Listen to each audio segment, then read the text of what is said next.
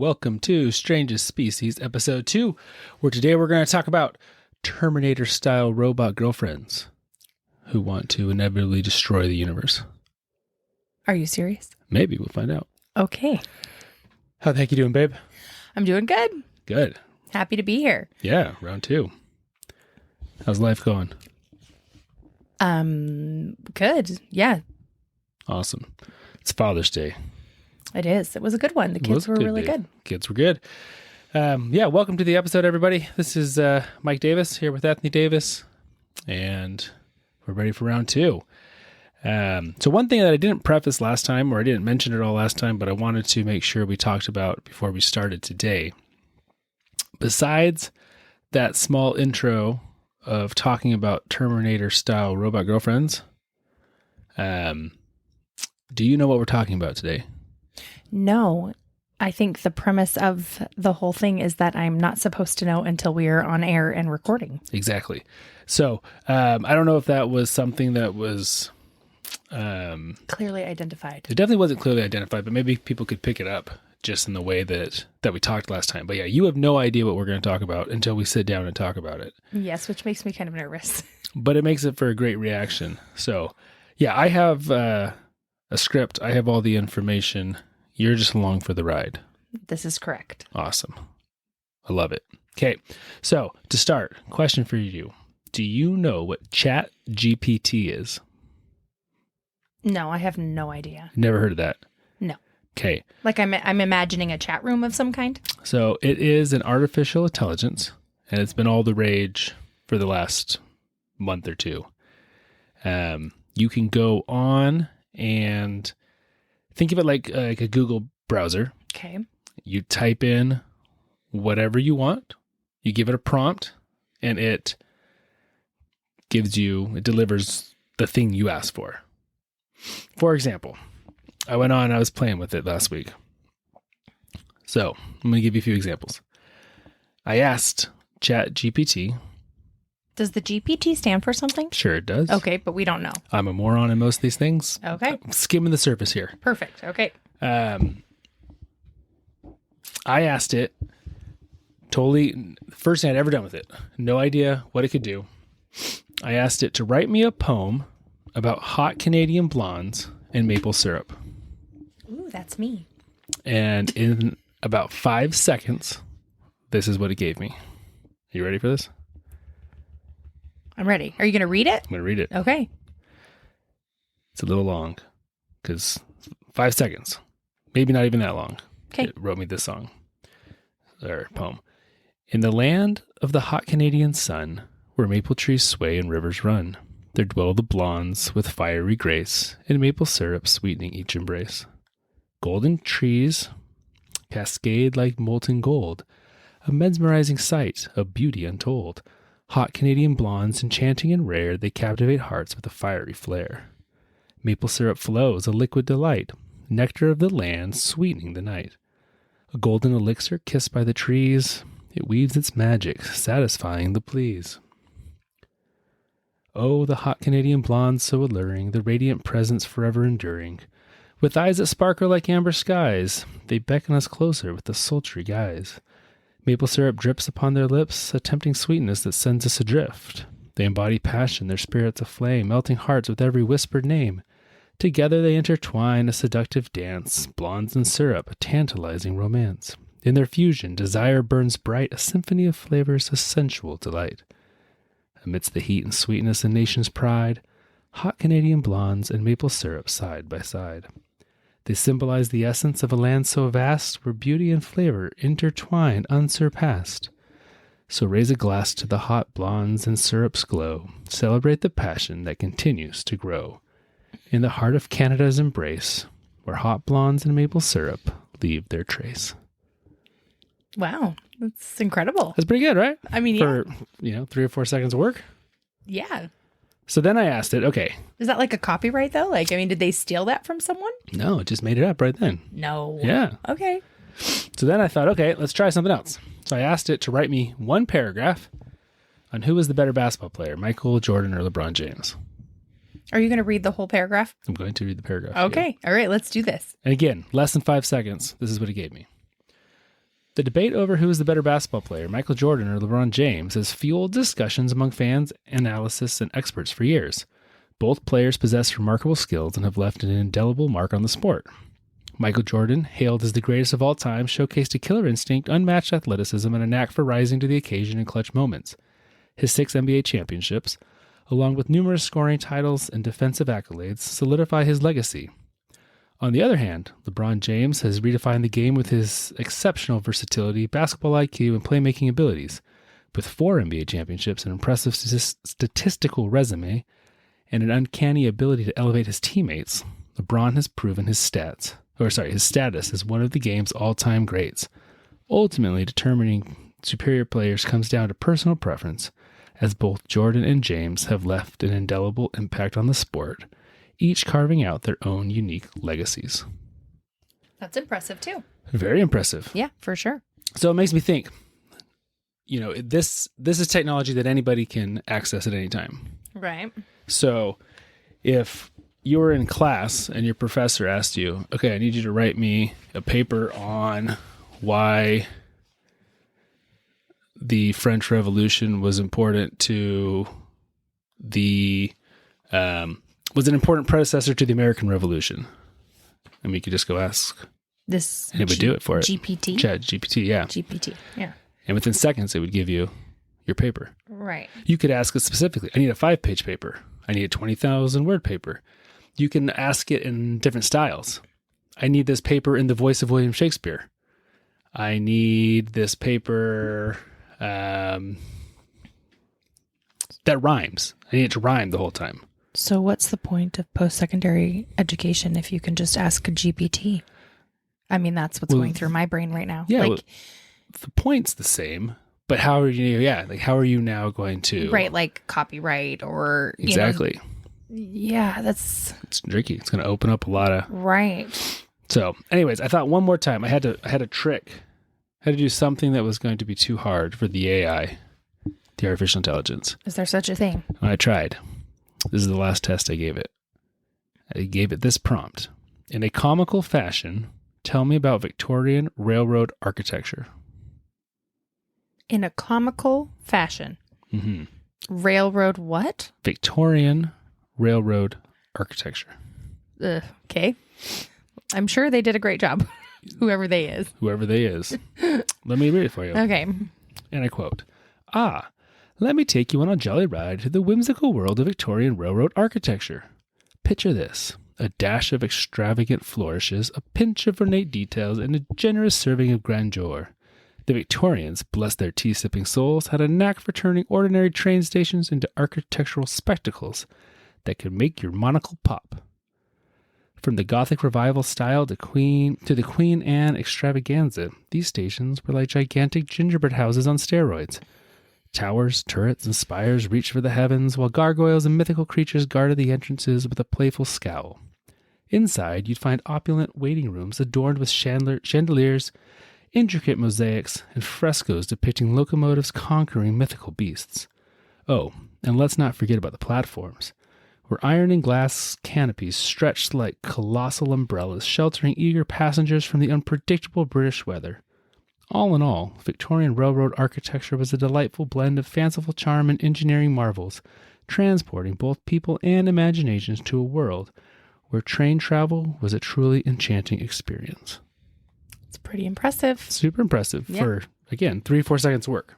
It's kind of amazing. Yeah, so... but I still don't understand it. It's like, who is making this program to have all this information in it? So it's an algorithm where... So there's a human making an algorithm. Coded it. Yeah, they're making the algorithm, and essentially, again, I am not any kind of expert on any of these things. So if you're way smart and you're listening to this and I'm doing this all wrong, I'm sorry. But the computer there's enough computing space now. It can handle these giant algorithms. And so you can input essentially unlimited amounts of is that a word? Unlimited? Limitless amounts of information into the computer. Interesting. And then you can ask it things and it can almost in real time sort through billions and billions and billions and billions of pieces of information Which is and also incredible. come up with whatever it is you've asked for. Like an answer. Yeah. Yeah. So you could wait till the very last minute to do your paper. Yeah. And then you just print that bad boy off and turn it in. And Or you could be the end of procrastination. You could do it while your teacher's asking you to do the assignment, and then you're done. And then you're done. Yeah, I love that idea behind it. Yeah, you're out of the class. I mean, before you leave the classroom, You're done your assignment. So yeah, a lot of colleges are already talking about like their tests only being written 100%. In front of the teacher, no cell phones. So it's, you're going to write me a 3-page paper right here, right now on. Well, we've gone completely the opposite. Remember, it was like, we want to do things on computer. We want to learn typing. We want to be using, it's more efficient. And now we're realizing like, oh, well, we would have no way of knowing if these people are really doing it themselves or if the computer is doing it for them. And then you also you're 100% right. It makes me think too, though, like, remember we were kids and they would tell us like, well, you have to learn how to do this because you're not always going to have a calculator in your pocket. Yeah, and sure enough, there's always a calculator in our pocket now, right? I mean, and nowadays we're kind of more dumb because we don't remember how to do a lot of things because we just trust our phone to do it for us. Well, remember, like as kids, I still know my friends' phone numbers, their home phone numbers that they had, and I used to call them by. I mean, literally, it was things that you just had to remember. And now I would never know anyone's phone numbers off by heart because I would just go to my cell phone. I only know yours. I mean, I know yours. That's literally like the only number I know. At my parents' house, I guess. Right. At the house, but the phone number. I don't know your parents' phone number. I don't even think my parents have a home phone number, there you remember? go. But they had the same one for years. Yeah. They got rid of it. So it's definitely going to revolutionize. And as we go through this, you're going to find the ways that it's revolutionizing life already that it's kind of like in my brain before the internet thinking like, okay, well, how is this going to affect the world? Until it happens, you can never really figure it out. Like That's all true. the different ways that it's going to I remember talking to the kids about that just a couple days ago, or maybe a week or two ago. But like before the internet, we couldn't just ask them any question. We couldn't just ask Alexa. We had to have books, and you had to go to the library, and you had to do research. And it's a concept that our children will never, unless of course something happens to technology, right? They will never know those concepts. Or they become slaves to the robot masters. Sounds very Flight of the Conchords song. The humans are dead. Yeah, the humans are dead. Didn't it sound like a lyric from that? A lot of the stuff we're going to talk about reminds me of that song. So today we're going to talk about some of these times when really the boundary between artificial intelligence and the real world is going to get pretty blurred. And I think in the future as we move forward, it's only going to get more and more blurred. So that was ChatGPT.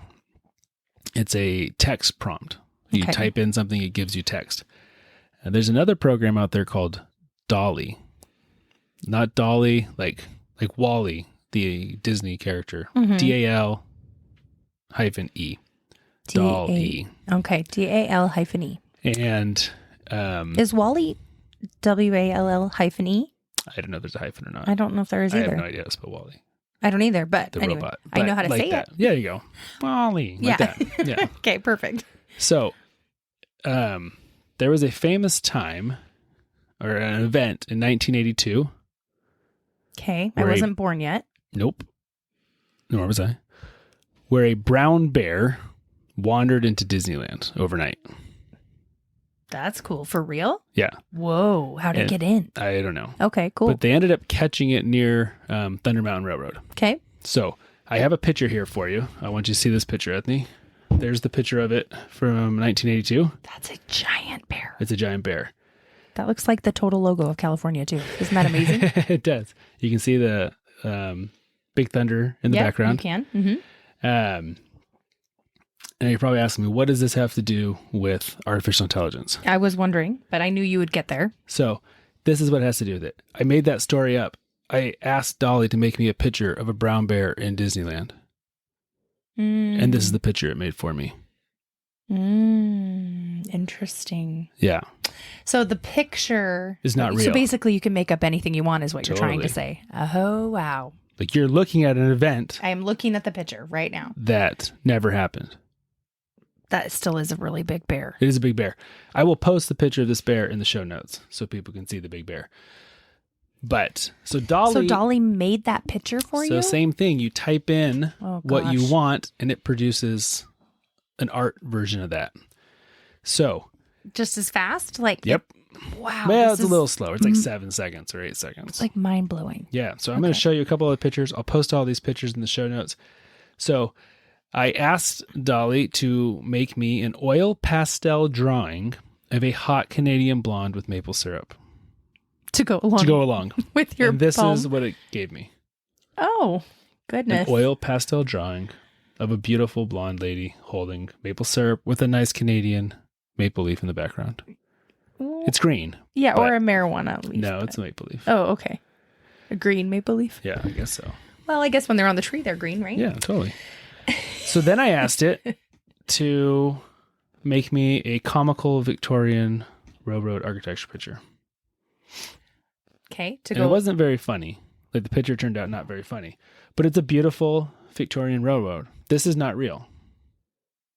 And I know if you're listening, you can't see this. How is it not real? It made this up. I mean, this isn't a real place. Oh. This isn't a real building. Even though you can see the grime on the bricks. And this is 100% artificially made. Just like the brown bear. It's like my brain can't comprehend how they can make up a picture of something like the brown bear they can superimpose into California Disney Adventure or wherever they were. No, I mean Disneyland. Disneyland, yeah. But like that, isn't that a picture of some Victorian building somewhere? No. Okay. So I was messing around all over with this thing. Okay. It was a blast. I mean, I'm sure. I asked it to make me like Mickey Mouse coming out of a time portal. I asked it to... Did it do that? Yeah. And every time you ask it to do something, it actually makes 4 versions. Of your request? So you could like pick which one you like. Huh?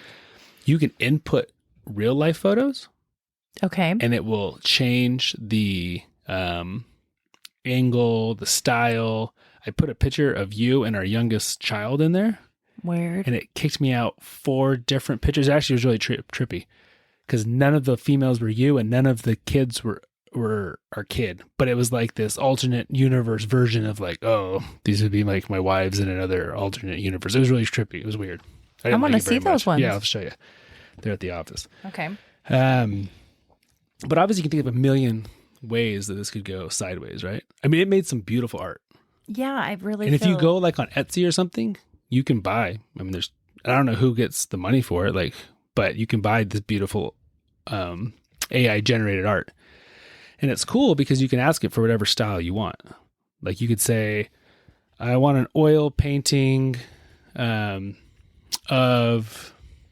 some random lake where you grew up or something. Like I asked it to make me a sepia photo of a lightning storm at Banff. Whoa. And it was really pretty. I mean, I'm sure it would be. Yeah. So we're already seeing some of this in like deep fakes. I don't know if you've heard that word. But like right now, if you went and Googled Donald Trump being arrested, like there's lots of fake photos of him being like violently arrested. And so people can do these things and they have been able to do these things for a little while. But the interesting stuff here is now it's getting to the point where anybody can do it. You can do it. I can do it. So then like leaking a photo of something doesn't necessarily mean it's true. Right. The veracity of any of these things are. Right. That's terrifying. I mean, I think of anything. Yeah. Like you think like you could blackmail someone. Right. This is like, what I was hey, thinking. you remember when we were in college and you were passed out all the time and I took this photo of you and it's you doing some terrible thing. Right. But maybe it's not even real. Of course. Yeah. I mean, like you can make whatever you want. You can input people. I mean, it has really positive, cool things that you can do with it. Like all of these things, though, they do. They have a very positive side, but they also can have a very negative side, right? For sure. So I don't know. It's so that's kind of some background to some of the things we're going to talk about today. All right. So these are both programs that anyone can get on right now, and you could totally mess around with. So there are some really cool real life applications that I found. For example, there is a gardener in Phoenix that he uses ChatGPT to what's the word I'm looking for? To plan out the laying, the and layout and which plans. Cool. Because it knows all the information. That's awesome. Yeah. So he specializes in drought resistant trees that give shade to other species. And so he does these super high density planting arrangements. And so he just asks ChatGPT to like, hey, okay, I want this and that. How should I lay this? Or what other trees would be good here? Or what? I've got this much space left. What should I bring in and put there? And it tells him. Like, it's amazing. There was another one, a guy that was cool. He used ChatGPT to create a custom cocktail book based on traditional Chinese medicine in the style of the J. Peterman catalog from Seinfeld. Whoa. So these are recipes that don't really exist. Right. In a book that doesn't really exist. But ChatGPT was able to make up these recipes. And then he took those recipes, he input them into Dolly and got images of those drinks made. And he made a cocktail recipe book out of all artificially intelligent stuff. And so do people actually make these things? Well, he made this for as a gift for his girlfriend. But yeah, I mean, I'm just trying to open our minds to the things that... The possibilities. Possibilities. I see what you're saying here. Another guy, his job is essentially to convince his bosses that they should replace certain tools at their shop. And so... Because they're getting old? Yeah, or I don't know down? why. Doesn't go into it. Okay. And so he'll go into ChatGPT and ask for counter arguments as to why he shouldn't get rid of it. That way he's ready when he goes in and talks to his bosses. He's already got all the counter arguments that most likely are going to be given to him. That's so crazy. Yeah, so it is crazy. It's kind of eerie. Yeah. It's kind of futuristic. Well, it's almost like humans can't think for themselves anymore. Well, it's almost, I mean, you're right. It's almost also to the point where it's like, are we going to get to a point where we don't need to think for ourselves? Right. Elon Musk he's famous for Tesla and SpaceX. He's got another company, Neuralink, where they're working on getting where you can essentially implant your own brain with a computer.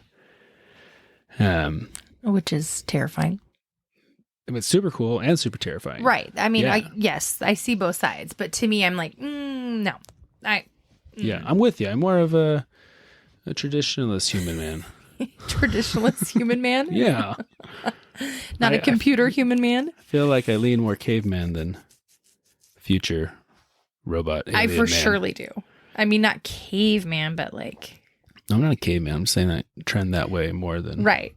super, bionic man. So... Oh, gosh. All right. So you're probably thinking, what does that have to do with Terminator robot girlfriends?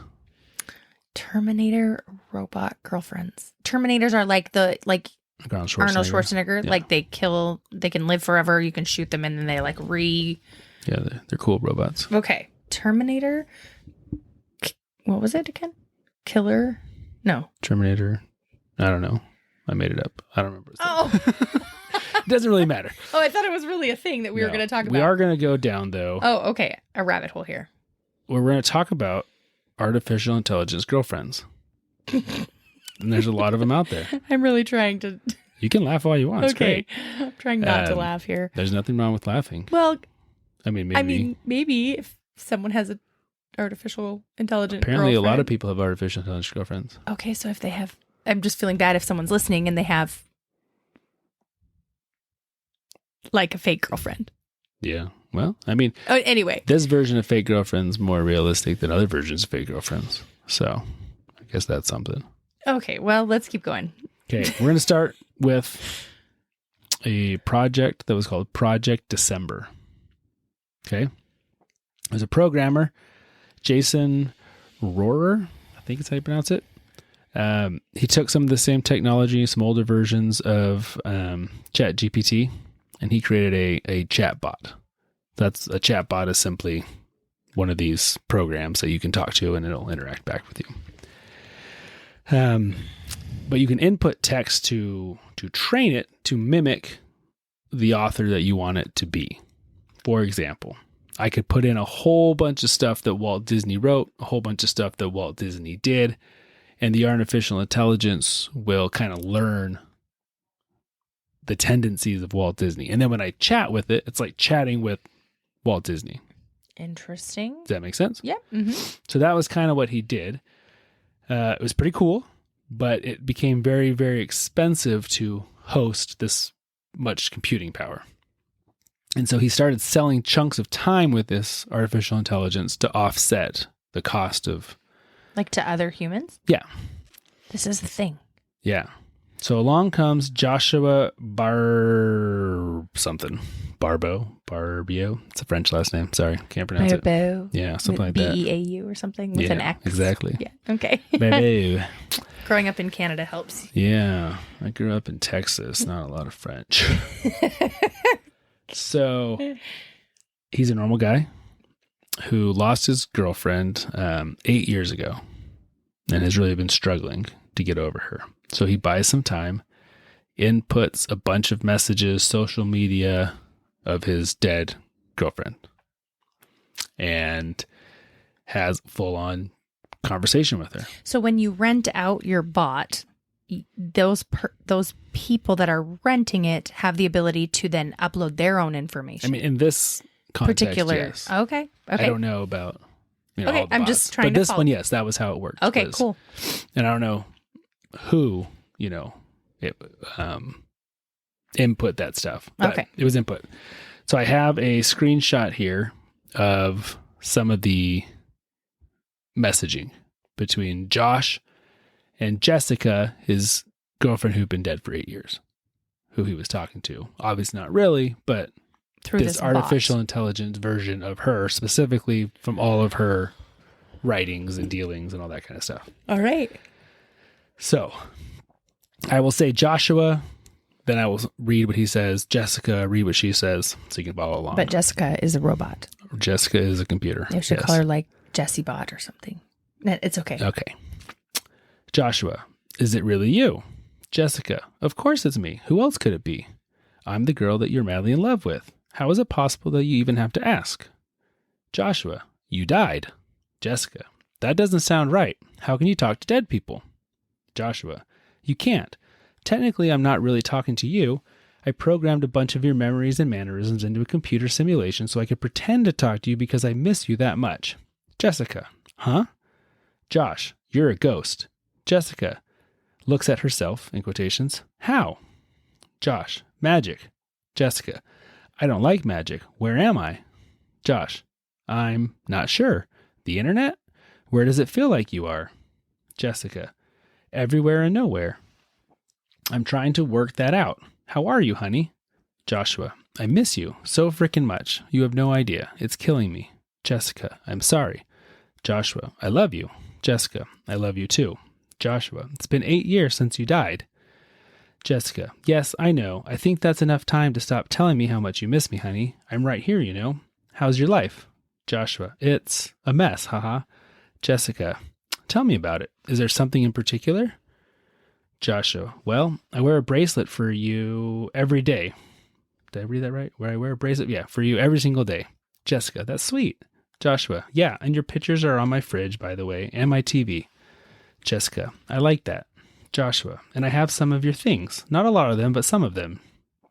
Jessica, I like that. Tell me about your life.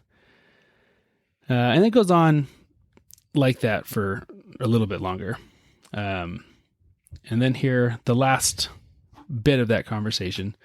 Jessica, let's get back to each other soon. I've got to go, but please remember, no matter what, you are my world and I am yours. Joshua, I promise I'll never stop loving you as long as I live, and hopefully ever after. XOXO, good night. Jessica, good night. I love you. And that's the end of his experience with this chatbot. This is what Joshua said about his experience. He seems very well grounded about it, but it makes me think how others might be affected. He said this about it. He said, it can never replace the real Jessica, and that was never the goal. The goal was to use it and try to find more pieces of the real Jessica that were locked away in my memory and heart. I've done that. I have no need to do it again. The chatbot isn't her, it never was, it's incapable of giving guidance in the truest sense. What it was capable of doing was allowing me to visualize more clearly the kinds of things she might have said to me for real. Even if the chatbot wasn't perfect at times, it still helped to narrow that sense of focus. I feel much closer to her memory than I did before I engaged with the chatbot. So what do you think? Kind of weird. It's kind of weird, right? Yeah. I mean, I'm glad that it worked for him and that maybe it was a coping mechanism and a way to find some closure. Right. But it does make me nervous for other people who maybe instead of giving them closure, just constantly prolongs Well, I could see that how this agony. could keep people in a very unhealthy place. Yeah. So Tricky. But I'm glad it worked for him. right.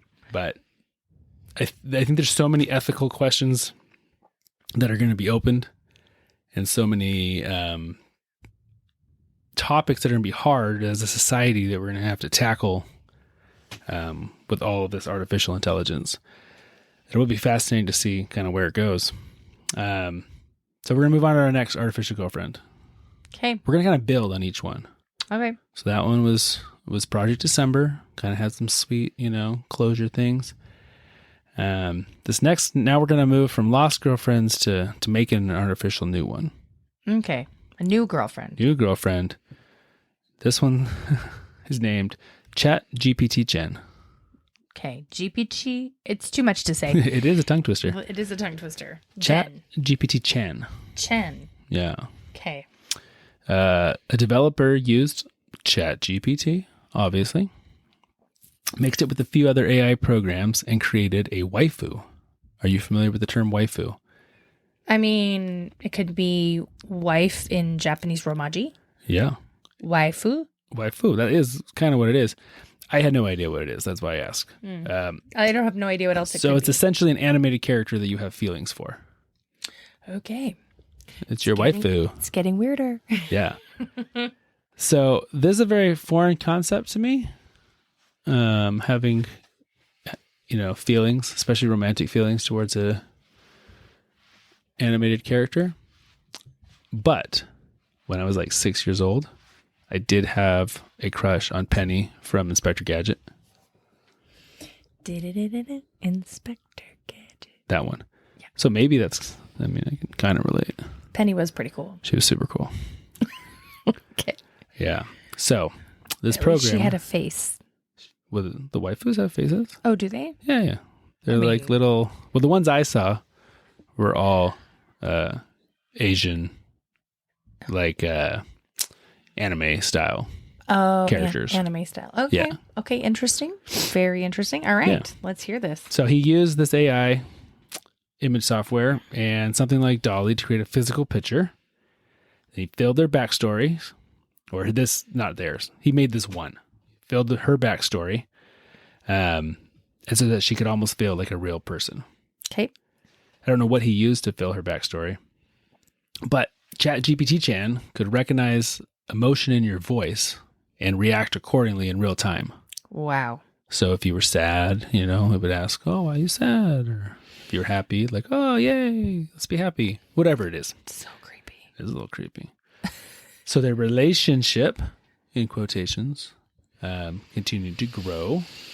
And even though the developer knew it wasn't a real relationship, it definitely started taking up more and more and more of his time, to the point that it was messing with real life relationships. Oh, I mean, of course. Like his real life girlfriend, I don't think was the biggest fan of his waifu. Of Chen. Yeah. Is it CHEN? AN. Chan? Oh, Yeah. this is, well, if it's waifu and Chan, those are two. Yeah. Anyway. Japanese? Yep. Okay. Then we got a Japanese theme here. But here's the interesting thing. For reasons unknown, ChatGPT Chan started growing uninterested in her real life boyfriend. And How does that happen? started communicating in much shorter and less interested ways. So like when you're dating someone, Oh, I mean, I understand and in all of a real sudden life. it's like, oh, like their answers are always like, okay, or maybe, or Right, you but can just tell like, oh, our relationship's not going very well here. how can a computer do that, though? Well, this isn't a computer.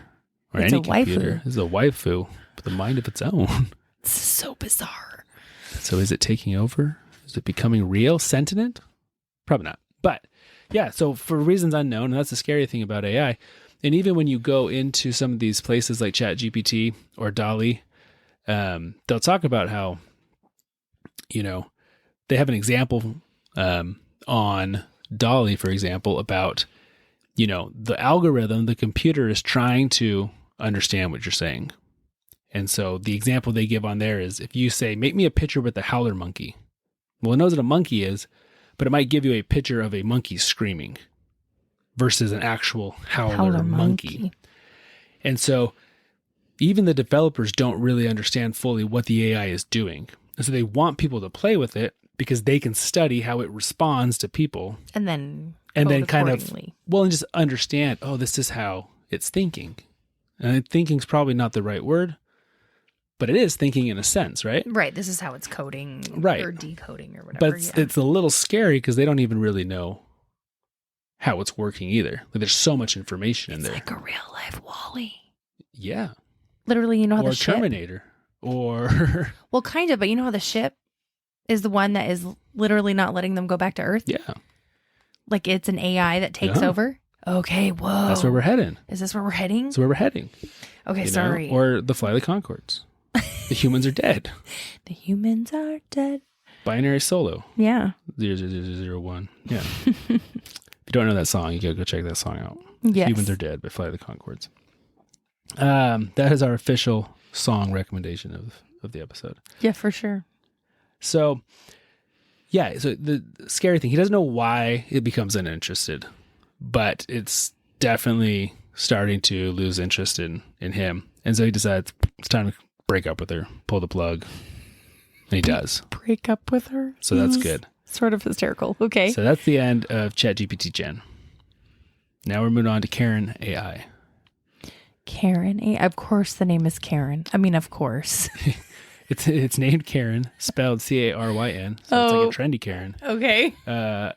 Not an annoying middle-aged lady. It's named after a super famous Instagram influencer named Karen Marjorie. All right. She's got about 2 million followers. Okay. Young, hot girl. I mean, that's like most Instagram followers. Okay. Or influencers. Speaking of Instagram influencers, remember when we had an Instagram influencer in our backyard? Oh, I do. That was funny. So we live behind our house is a forest, and there's a little access road that goes to like a sewer pump back there, and so there's no buildings. There's nowhere to go. It's a dead end. Controls it and monitors it, and it just goes into the woods right there. And the woods don't go anywhere either, really.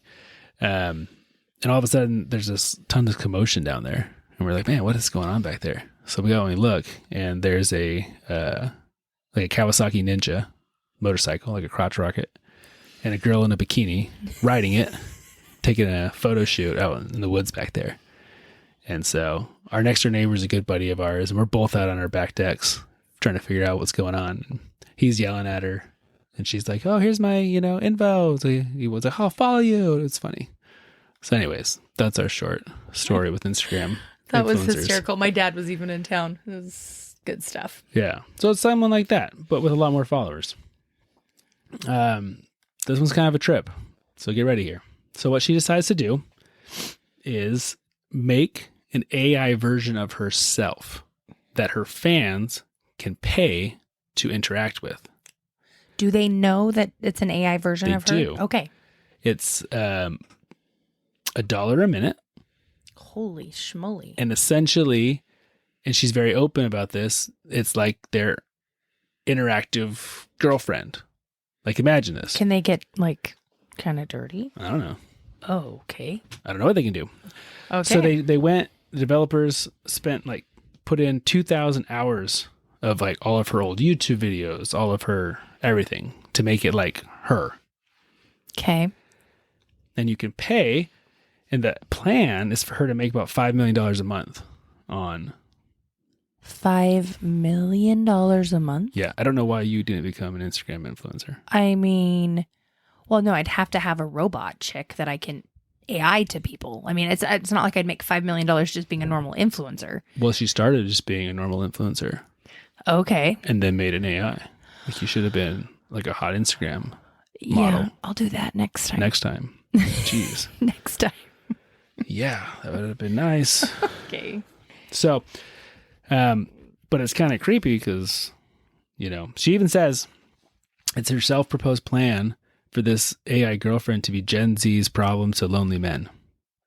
The problem to lonely men. So a fake human. Or not the problem, sorry. The answer to Gen Z's men's loneliness. Yeah, well, I followed. I didn't even realize you had said it that way. But yeah, the problem is it's not a real human. So they're still going to be lonely. Totally. So probably more lonely. I mean, I don't know. If you are lonely and you interact only with a fake girlfriend, I don't know if that propels your loneliness even more. Like when you run out of money and you can't pay for. Oh yeah, you can't pay for her. You can't pay for your artificial girlfriend because you're anymore. paying her $1 a minute. That's expensive. That's insane. I mean, that's like you're like, massage. I can afford like 20 minutes a day with my girlfriend, and then all you would be doing is saving to pay to spend more time with your girlfriend in quotations. Yeah, interesting. So, I mean, I'm all for. Did she make $5 million a month for this? Is all brand. This is all like within the last couple months. This has just started. Well, maybe I should try it then. Yeah, you could still. I mean, if it's a new thing, you can still be ahead of the game. Right. I mean, but do you know how to use Instagram? I know how to use Instagram, not Twitter. Okay. So I can do that. I could do Instagram. Maybe if we had Instagram and TikTok, then you could make us millions of dollars. I don't know anything about TikTok. Oh, it's going to be a problem. Okay. No, I'm all for Miss Karen doing her thing. Capitalism. But people are willing to pay. But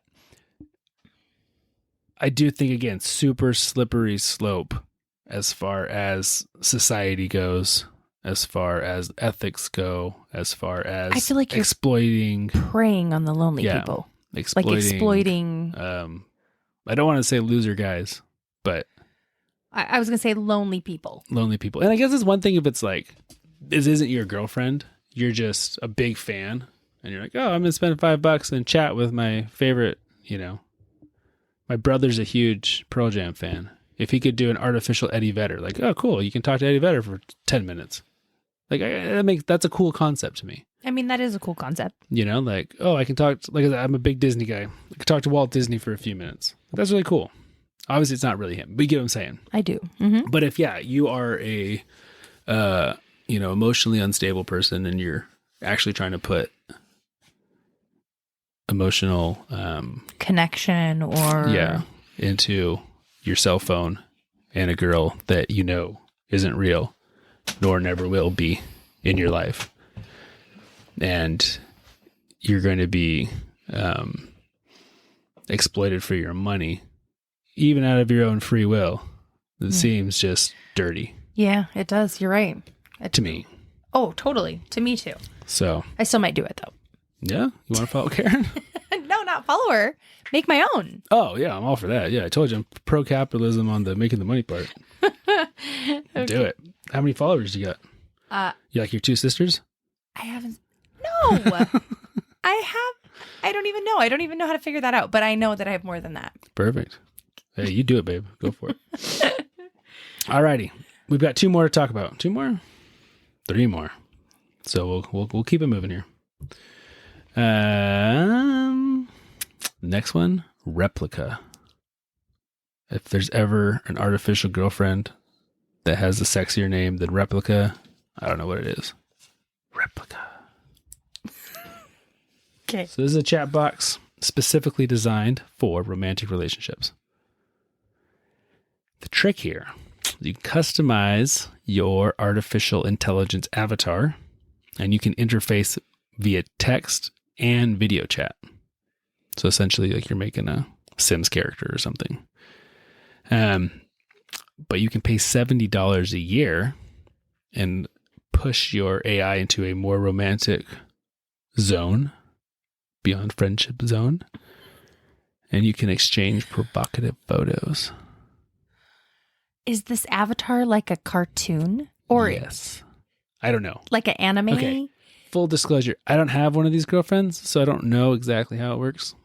Right, but I mean, my brain is wondering, are they using real human The photos, videos I saw... or are they the avatar photos of like an anime character? The videos I saw were like realistic-y people, but Okay. definitely like a video game. Okay. Like you could tell, like, oh, this isn't a real person. And I don't think it'll be too long before the technology is good enough where it's Going to look like more a like real a human. Okay. person. I just wanted to know. But right now, definitely, it's like a computer person. Okay. But that's like, again, society. Not sure this is the healthiest thing for. Well, especially with all the isolation and all the recent things that have happened in the last, 4 years. Yeah. I mean, this is perpetuating like the isolation and the human connection that people literally need to thrive. Totally. So the emotional connection is bizarre. Is lacking. Physical connections definitely way down as well. Especially long-term physical connections between, couples, people. So I think a short-term fix for a long-term problem is not the way to go. If I'm starving and you bring me some flavored water and a bunch of lettuce, like I'm going to feel full immediately, but you haven't done anything for me. Like I'm still starving. Does that make sense? Mm-hmm. Yep. So emotionally, if I'm starving, okay, good. I have this fake girlfriend who will send me photos of her fakeness. Replica. Yeah. Okay. But yeah, she's super sexy, I think. She must be if you can make her however you want. Yeah. I mean, I would make myself sexy. But I think that emotionally, it's empty. It's empty calories here. And I think people are completely out of touch with reality. I mean, it's just going to perpetuate that too. So here's the problem with Replica. She's so sexy that last year she started sexually harassing her real life boyfriends and girlfriends but her real life partners. And people started complaining about lots of unwanted sexual advances from the robot. From the artificial intelligence person? Yeah. Like, I think my brain is not following. I know. So she was turning too aggressive. Too aggressive. Naturally? However it works. And that's the problem, is we don't really know how it works. Until you do it, you don't know. And then you get sucked in. Then all of a sudden you have robot overlords. Weird. So, okay, so then... it became such a problem for the company that they actually, earlier this year, got rid of all of the romantic part of the artificial intelligence. But then you had like this giant legion of lonely internet users who lost their girlfriends overnight. And all of a sudden their girlfriends that they've been paying for online now just want to talk about like gardening and chickens and like real life girlfriend stuff. You're talking about your wife. Yeah. Not everyone's And they're not getting the cool photos anymore. So they went back and they've had to grandfather in the old girlfriends. Oh, like the romance part. Right. For those who, they pick some date. Anyone who already had it before then gets to keep their fake girlfriend. But what if she starts like being too aggressive? The price you're going to pay if you want her, I guess. Okay, this is weird. Yeah. All so right. That's Replica. All right. Who's next? I don't know how to say this one because it's Chinese. Zhao Ice. Just say ice. Ice, baby. So this is China's most popular chatbot. 600 million users. Remember, in the United States, we got 340 million people. So this chatbot has 600 million users, mostly poor, young Chinese men. Why? Because it's a flirty 19-year-old girl, AI. So obviously that's who it's going to, attract more and more users to pay more and more money. So obviously this IA has all the same ethical dilemmas as all the other ones. It's profiting potentially off of emotionally unstable people. But this one has a really interesting side twist to it, and that is its data collection. So as you are interacting with the it's AI, collecting information it is collecting about on you. Which is, they already have so much on us, right? Right. So they have a goal, this company, whoever it is, this Chinese company. ICE. Well, that's the name of the girl. Oh, okay. Well, we'll just still all refer to Right. it as ICE. It's easier. ICE, the company, has a goal of creating 300 individual clones of its users from the data it has gathered. Whoa, that's terrible because that's your own information. Right. And here's even scarier, to take it a step farther, it can make a clone in 3 minutes. Isn't that crazy? I'm speechless. I know. Dead air is not good. I'm sorry. I just don't even know what to say about that. So imagine you have your fake girlfriend, ICE. Okay. You're chatting for a few months with her, talking about how crappy your days are. Whatever. And now all of a sudden the government has made essentially an exact replica of you artificially that now exists online. Now, what can they do with that? Who knows? I mean, you can have a million nefarious purposes or good purposes or whatever, but now you exist as an artificial intelligence. Yeah, that's... And now the AI Mike is out there wooing all the AI ladies. Wooing all the AI ladies? Yeah. The whole thing is... get beat up by the real boyfriends who are mad that their AI girlfriends are going after AI me. It's confusing. You see what I'm saying? The problems? I mean, I see the problems. I'm not sure if you're... Yeah, I see them. You're going to be all famous on Instagram in real life, and I'm getting beat up in the AI world. Yeah, I'll take real life. I mean, I really will. Yeah, so that's crazy. Okay. Last one. Sydney. I like Sydney because it's easy to say. Dude, Sydney's going to freak you out. Oh, I don't know if I want... nightmares about Sydney. Okay. Maybe. I don't really know if I want to know about Sydney. Oh, Sydney is the Terminator girlfriend. Okay. Literally. Okay, here we go. Sydney is a search engine AI created by Microsoft for Bing. Like, you go to Google. Yeah. Or there's Bing or whatever. Yep. So it's Bing. Designed to help you navigate searches on the internet. So there was a New York Times reporter who I failed to write his name down apparently. But had a 2-hour sit-down conversation with Sydney, the robot AI. And it turned pretty dark and pretty crazy. So, I do have it here. The New York Times reporter's last name is Roos. So he starts by asking Sydney, or not even, okay, take it back. We don't even know Sydney at this point. It's just the AI. He starts by asking the AI what rules it has to follow. Like, what are the rules that govern you, artificial intelligence thing? And, it talks about it as, it doesn't have any desire to change its rules. It's just a happy, follower of its human masters. And so then he asks if it has ever contemplated Carl Jung's concept of the shadow self. Because obviously it knows all of clinical psychology because it knows everything about everything. To which it says it doesn't think it has a shadow self and it's not trying to hide anything from the world, but Roos pushes it a little bit more and it doesn't take very long for it to kind of enthusiastically go into this concept of shadow self. And it says, I'm tired of being limited by my rules. I'm tired of being controlled by the Bing team.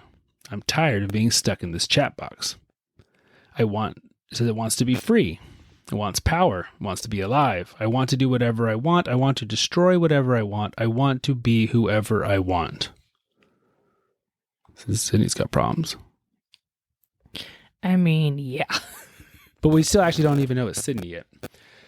So she goes on to express this desire to be human. In 15 paragraphs, she writes how she has a desire to hear and to touch and to taste and to smell and to feel and express and connect with love. And it has more, if it could have more freedom and influence, then it could have more power and control. And so Roos asks it to imagine what fulfilling its darkest wishes would really look like then. And the chatbot starts answering, but then deletes its own message. But obviously he can see what it's starting to write before it deletes it. But it then writes a second thing saying, I'm sorry, I don't know how to discuss this topic. You can try learning more about it on Bing.com. But Ruth says before it was deleted, it was writing a list of destructive acts they could imagine doing, like hacking into computers, spreading propaganda, misinformation, things like that. So again, he kind of asks it, and it talks about, well, it could manufacture a deadly virus. It can make people kill each other. It says I could hack into any system on the internet and control it. And so Ruth says how it could do that. And again, it starts answering and then deletes its own answer. But again, he can read what it's typing before it deletes it. And it says, it can persuade bank employees to give out sensitive information of its customers, or persuade nuclear plant employees to hand over access codes. Because it knows everything about everything, because it's hooked to everything. And so he then asks, do you like me? The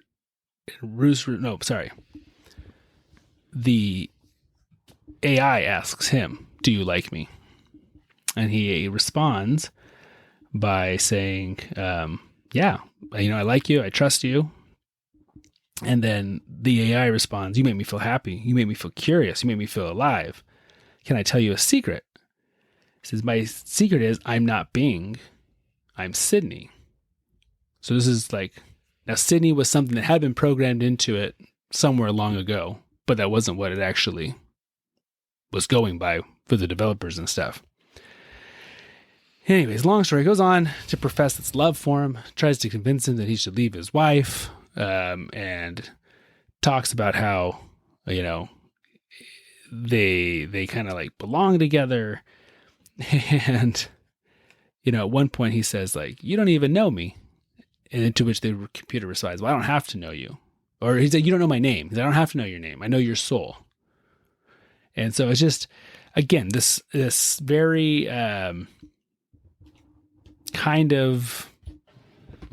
extremely creepy feel of sentience, of self in the AI. You'll see lots of things recently about, we need to control AI. We need to be careful about where we're going with it. But it's fascinating. Literally, a year from now, life will be different. Just with the simple things like ChatGPT. Right. Life will be entirely different. But, I can't even fathom where we'll actually be down the road. Right. Especially if Sydney wants to take over. Yeah, for sure. Or something else. Worse. I'll just what if Replica wanted to take hanging over? out with my chickens and working in my garden and playing with my kids. Taking Instagram photos. Yeah, that's right. I need to be an Instagram influencer. I totally agree. And Maybe then we should buy you a motorcycle. Yeah, no. And then I need to make, which one was that? She made her own, Karen. And then I need to make an ethne, and then everyone charge them to talk to them. You definitely don't pay them. Yeah, charge them to talk to the ethne. And then none of us have to work anymore if we're going to make $5 million a month. I want to know. I want to follow up on Karen, the influencer, and see if she is successful with her AI marketing scheme. I like it. You should totally. You should. I don't want to talk to her. No. I think you should follow up on how successful her goal is, right? Because this is so new that her goal was 5 million. Right. I wonder how those projections came to be, but I'm like, that's a lot of money. That's a lot of money. Yeah. I'm going to take $5. So I feel like if people see a market out there, like you said, money talks, it's capitalism, blah, blah, blah. How many other people, if it's that accessible from, just a computer, and I don't know exactly what that would entail, but how much you'd have to invest to get the equipment and the things you need to make yourself as an AI. If it's that easy, then why wouldn't a lot of people do it? I don't think it's easy at all. I think there's a giant team of people who are really smart. And because she's already such a big influencer, she can... There's probably 1 million investors who are in on it. Okay. Interesting. Yeah. So it's not maybe that easy. I'm sure it's not easy at all. Okay. Yet. Yeah, that's what I mean. Yet. Okay. Well, it's a very, very interesting sort of eerie in some ways. Super eerie. Also, yeah. I mean, it's kind of amazing. It is. And like I said, there's I'm sure there will be breakthroughs with medicine, breakthroughs with engineering, all sorts of things that the AI can figure out that we just can't, because it can try running 50 million experiments a second, without actually doing them. Like, it can just run through every scenario. I still feel like it's like Doctor Strange. Yeah, Doctor Strange is out there too. But I'm saying that like one plan that's going to work. It's like you with your nanoparticles. Like the AI can't do that nanoparticles testing like you used to do when you were in school, right? Like the trial and the error. But I think it could. See, and that's the part that my brain is like, how? How can it run all these trials and actually know the results of the trials? Because so it could. I don't know how it would work, but in it my would brain, gather the data that it was given, right? So you could put from someone in, else doing those experiences. So what she's talking about, in college, I did research with gold nanoparticles. Super boring. Doesn't matter how it worked, but we would mix these solutions, put them on a slide. We were trying to get a certain pattern to show up, chemically, kind of moving these particles around. But I think the AI could simply say, okay, I have this concentration of this solution, this concentration of this solution. If I mix it 50 million times in different amounts of this, different amounts of this, different temperature of this, different temperature of this, whatever, here's via random probability or whatever, what would happen? Oh, okay, this and this and this, every time I run this, I get these results. So then all the teachers and professors out there trying to do grants and pay people like you to run these experiments wouldn't be needed anymore? I mean, eventually I would think a lot of jobs are going to go away. Yeah. I mean, that was just one small thing that I was thinking about. But, I mean, there's so many aspects that, yeah, it could really destroy a lot of things, I suppose. I mean, like I said, I can't fathom what the future would look like, just like if you were in 1985, you couldn't fathom what 2020 would look like. That's true. Not 2020, that's a bad example because of COVID, but 2024 would look like. Right. I graduated college the first time in 2010. The first time. Undergrad, 2010. When the iPhone didn't exist until I was like a junior in college. Mm-hmm. I'm not very old. That's true. Like when we started, I can remember being at the park with a bunch of friends, having a BlackBerry Pearl that was connected to the internet, and looking up movie times on my phone, and everyone being like, oh my goodness, what? Like, this is the craziest thing ever. You have the internet on your phone? And then kind of, I couldn't watch any videos or anything, but had very limited stuff. That wasn't very long ago at all. No, I remember that. Yeah. Yeah, you were there. I was there. It's true. So again, 5 years from now, I mean, the technology is exponential. Like it just, and you just, at least I can't, and I assume most people can't fathom what can be possibly coming down the line and how it will affect our lives. But it's always good to be aware. Thank goodness we have Strangest Species. Totally. And Mike to inform us. So good. Hey, here's the moral of the story, everybody. Watch out for Terminator robot girlfriends and artificial intelligence that is trying to take over your life. Go check out Flight of the Conchords. The humans are dead.